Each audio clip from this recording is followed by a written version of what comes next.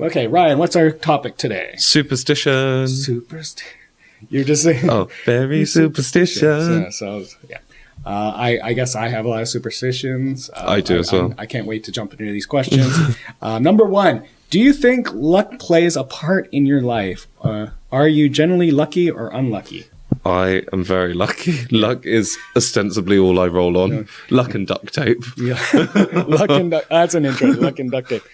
Yeah, I think I'm like a lucky person, but like I also think like for every lucky situation I have, there's also an unlucky situation. Yeah, and also working hard also contributes to it, and I think you work very hard. So. Well, I'm lazy compared to other people, I feel, but everyone's a bit lazy. But also, you know, like I'm unlucky, especially because like when something unlucky happens, it's always like the rule of threes. Yeah. So you know something. So you know maybe you might lose a job. Then later that day you get a message like, oh, someone in your family's sick or they passed away. Yeah. And then you're just now you have the third thing just looming. You're waiting for it, and then you get slapped with a bill for something. Yeah. So it's like, but then when you finally get that third thing, it's a punch in the gut. But then you're like, okay, at least now my luck will turn better. Like tomorrow I'll go to sleep, and then tomorrow I'll be lucky again. Yeah, exactly. Yeah. I think. I don't know, because I'm quite superstitious. My family's Irish. Okay. So my mum's family's Irish and my dad's family's West Indian, so from the Caribbean. So everything is to do with superstition in our house. Yeah, he's even lucky. He's dressed like a leprechaun. Green trousers.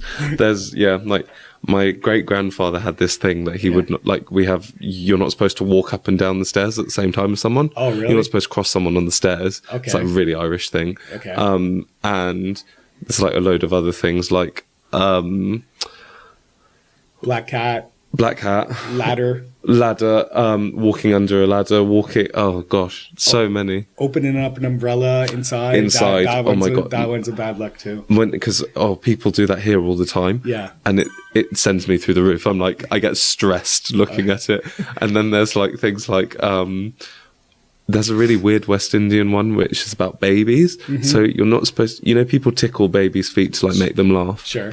And people in the West Indies say that if you tickle a baby's feet, they won't talk properly when they're older. Oh, really? So like my mum would like my nieces and nephews when my sisters had kids, she'd like tickle the baby's feet and be like, isn't this fun? And my grandparents would be like, don't do that, the babies won't speak. And I was like, is that really a thing? So yeah, I know in Thailand too. It's very superstitious to show like the bottom of your feet. Oh, really? Yeah, like to touch someone on their head and touch their feet, like the bottom of their feet, because that's how like the energy from their mind goes into the ground. So even like on some Japanese animation, they draw like shoes on people that are barefoot. For Thailand, or they'll just cut out a scene if it has like a bare foot, the bottom, like the bottom, the heel of the foot. Oh, that's so interesting! I didn't know that at all. I saw it on a Reddit. Okay, number 2. Have you ever had a mysterious experience that you cannot describe in words? Oh, wow! Like this is kind of like like magic or God or what? I don't know. What one do you think is most interesting? I'm trying to recall. Like it's like now, like everything can be described with science. Okay, this is something I can't. That happens to me often too. Like with my phone, I will just like be laying there, and then suddenly I like look at my phone, and then someone calls me, or I'll be like thinking about someone. Like suddenly someone, a friend, might pop in my head, and then. Within 5 seconds, my phone starts to ring. It's them. And it's them. Oh, mine's a bit darker, I'd say.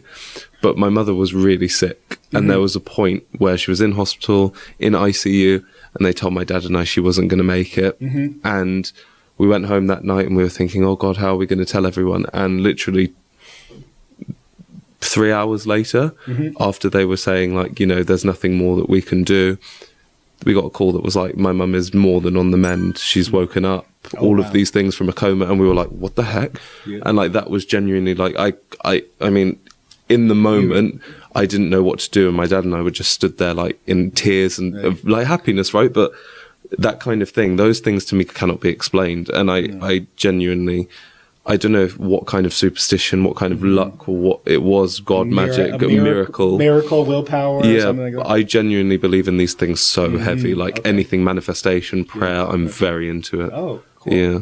I'm sure you have like a dream board. I do. Okay.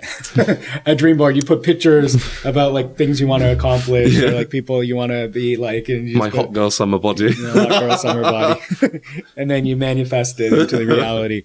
Number 3, have you ever visited a fortune teller? What methods did the fortune teller use to predict your future? Right. So I'm a bit skeptical about fortune tellers. Okay. Don't know why. I like energy. I like spiritual things. I'm very one of those people.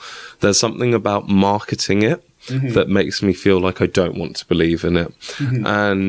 But we're in Korea, right? So there's loads and loads of tarot shops, especially in like the Hongdae area, wherever there's tourists. And so sometimes I think they're a bit of a tourist trap, bit of a scam. But I went with my friends the other week. They were asking things like very big, like questions, talking about like the way that their years are going to go, their careers, their paths, those kinds of things. I didn't really like theirs. My one friend just did not take anything that she said at all. And then she did mine. And I go into it with a very different mind. What method did they use? So she asked us a couple of questions and I gave her very vague answers. Okay. So she asked me what my job was, how old I am, like career-wise, what am I looking to do? I gave her very vague answers because I didn't want to give her too much, because sometimes then it feels like they've just regurgitated the information. And I asked her a question about who I was going to work with this year and how it was going to be for me in a few months, nothing too bold. Sure. And actually some of the things that she said did come true and they did ring true. So that made me have a bit more believability to it. I feel like there was a bit more of a connection as well. But sometimes I leave those things, like having watched other people do them, I think that was a bit of BS. I haven't been to like a person that's profession is fortune teller. Oh, really? But I've had friends that have feel more spiritual. Well, they feel spiritual. Like they do tarot cards. Yeah. So I have like the usually and the even like you're not supposed like they have they're very focused. So like it's their tarot cards and no one else can use them. Okay. Because if another person tries to read a fortune with someone's tarot cards, it'll mess up the magic or whatever. Okay. But and then I've had like friends try to read my read my palm. Read your palm. Apparently, like I have a huge like lifeline. Stunning. So I'm probably gonna live a long time, which is pretty correct because my family is nothing kills my family. My mother's been smoking for 55 years. And she's still going. And my aunts and uncles are all still alive and perfectly healthy. Oh, stunning. Yeah. I want some of that. Yeah. Number 4. What would you do if your fortune told you it was good for you to break up with your significant other? It depends on the medium that I'm receiving this news. If it's a fortune cookie, no.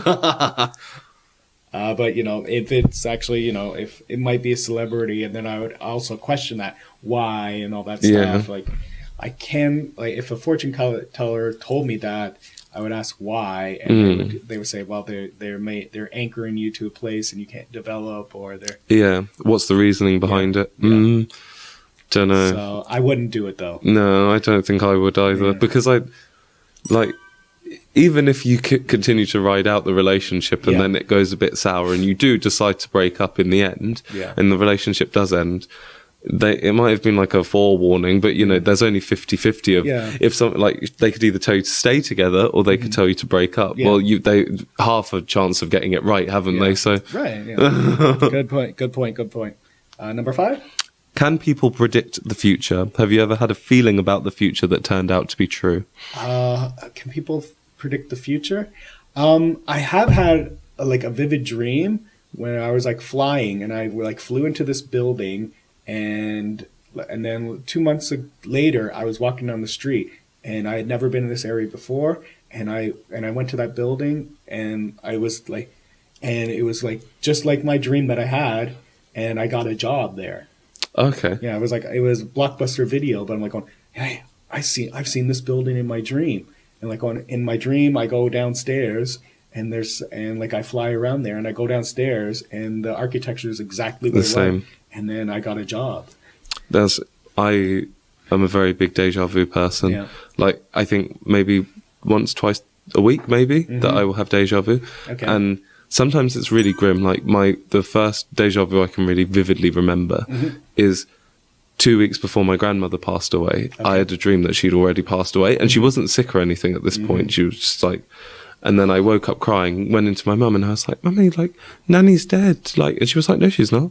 And I was like, it was just a dream. And then 2 weeks later, she did pass away. Yeah. And I was like, oh. And then, like, I mean, it tends to happen when I've had more sleep than less. Like, it's not like hallucinations or anything, but there'll be weird things like the building. Like, I'll have seen it before. And I'm like, and then some people are like, yeah, but like the infrastructure of so many buildings is the same. And I'm like, yeah, but no, it's about the feeling though. Like, I've seen this building before. Yeah. So, I think, this is number 6. Oh. Number 6. Have you ever had a cognitive dream? Precognitive dream. I'm tongue-tied. Precognitive dream. It's the dream that was throwing me out. Yeah. Have you ever had a precognitive dream? Yes. There we go. It's the dream that tongue-tied me. We were just talking about that. Like, so like, I think like when people are asleep, like they're more in touch with the energy. astral world. Yeah. I think what you said earlier about if your friends phoning you. Yeah.